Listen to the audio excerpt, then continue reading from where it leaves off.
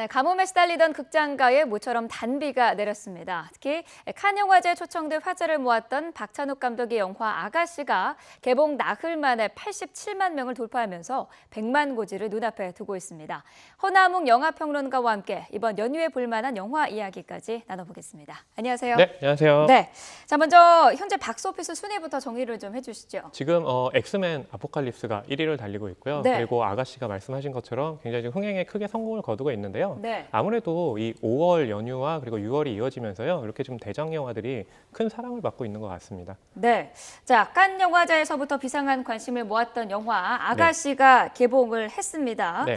국내 팬들에게 공개된 아가씨 어떤 내용인가요? 수키라는 인물이 이제 주인공으로 등장하는,데요. 네. 소매치기로 생활을 하고 있어요. 그러다가 후지와라 백작이 굉장히 좀 솔깃한 제안을 하거든요. 네. 히데코라는 인물이 거액의 재산을 상속을 받았는데 네.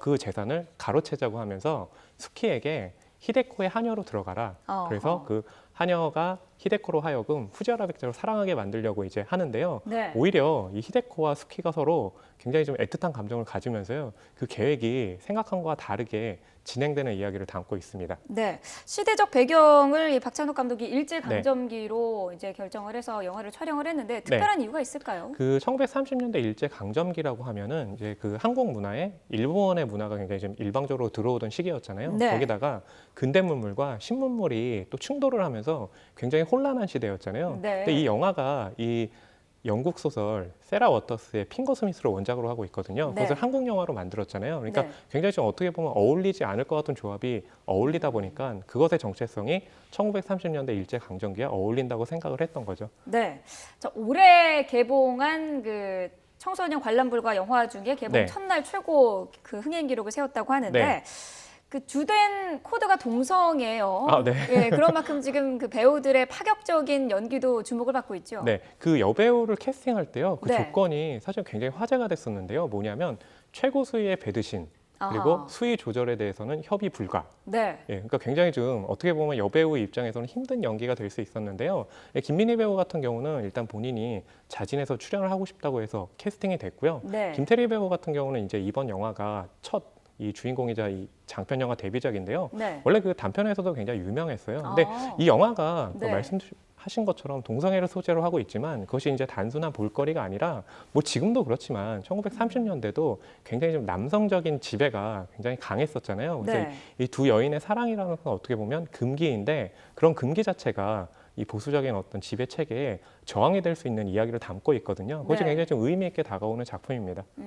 박찬욱 감독은 저희 YTN에서도 얼마 전에 출연을 해서 자신의 영화가 철저히 상업 영화다라고 얘기를 했는데 네. 어떻습니까? 이번 영화 상업적으로 좀 성공을 할까요? 그러니까 실제로 박찬욱 감독 같은 경우는 영화를 발표할 때마다 뭐 칸 영화제 경쟁 부분이라든지 이런 네. 데 굉장히 자주 진출을 하니까 어떻게 보면 관객들이 좀 어려운 영화, 그렇죠. 예술 영화 아니냐라는 네. 생각을 갖고 있는데 모든 감독들이 사실은 많은 이 영화들을 보고 이 박찬욱 감독의 영화를 예술 영화라고 생각하지만 감독들은 자신의 영화를 더 많은 관객들이 보고 싶어 할 거예요. 그래서 네. 상업 영화라는 그런 의미를 쓰는데요. 사실 이 개봉 첫날부터 많은 관객이 봤기 때문에 네. 뭐 상업 영화라고 봐도 무방하겠죠.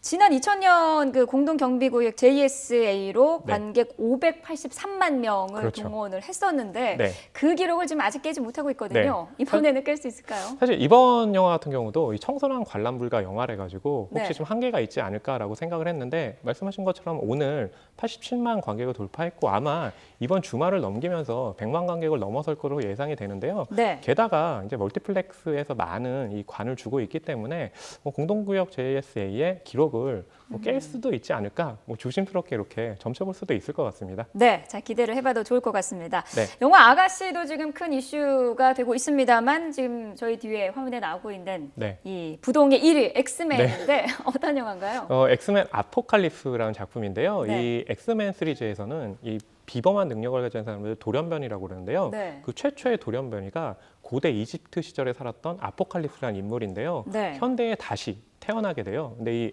아포칼립스가 태어나서 지구를 보게 되니까 워낙에 이제 타락해 있는 거죠. 그래서 엑스맨들을 좀 규합을 해가지고 이 네. 세계를 정화하겠다라고 하는데 이 프로페서 X라는 교수가 젊은 엑스맨들을 규합해서 거기에 맞서서 좀 정의를 지킨다는 내용.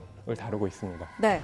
요즘 뭐 엑스맨뿐만 아니라 네. 3월에는 배트맨 대 슈퍼맨이 있었고요. 그렇죠. 4월에는 캡틴 아메리카 네. 시빌 워가 있었는데 좀 히어로물이 전성기를 맞고 있는 것 같아요. 그렇죠. 요즘에 네. 좀 슈퍼 히어로 영화들이 굉장히 많이 등장을 하는데요. 네. 이렇게 좀 인기를 모으는 이유가 두 가지 점에서 좀 말씀을 드릴 수 있을 것 같은데요. 네. 첫째는 이 슈퍼 히어로물의 원작이 코믹스, 그러니까 만화잖아요. 네. 예전 같으면 이 만화의 이미지를 사실적으로 옮기는 것이 굉장히 힘들었는데 요즘에는 이 컴퓨터 그래픽이 거의 완벽하게 이루어지고 있기 때문에 네. 그런 만화적인 이미지를 우리가 보더라도 사실적으로 만들 수 있기 때문에 이런 슈퍼히어로물들이 굉장히 많이 나오고 있고요. 또 하나가 요즘에는 미드 같은 경우는 사실 영화 못지않은 볼거리와 규모를 가지고 있잖아요. 네. 그러다 보니까 영화 입장에서는 이 관객들을 미드에게 뺏기는 것이 아니냐, 네, 그런 좀 위기감이 있는데요. 네. 거기에 맞서서 미드와 함께 좀 3G로 할 수 있는 그런 원작이 필요한데 유일한 게 바로 이 코믹스 원작의 슈퍼히어로물이거든요. 네. 그래서 계속해서 이렇게 좀 제작이 되고 있습니다.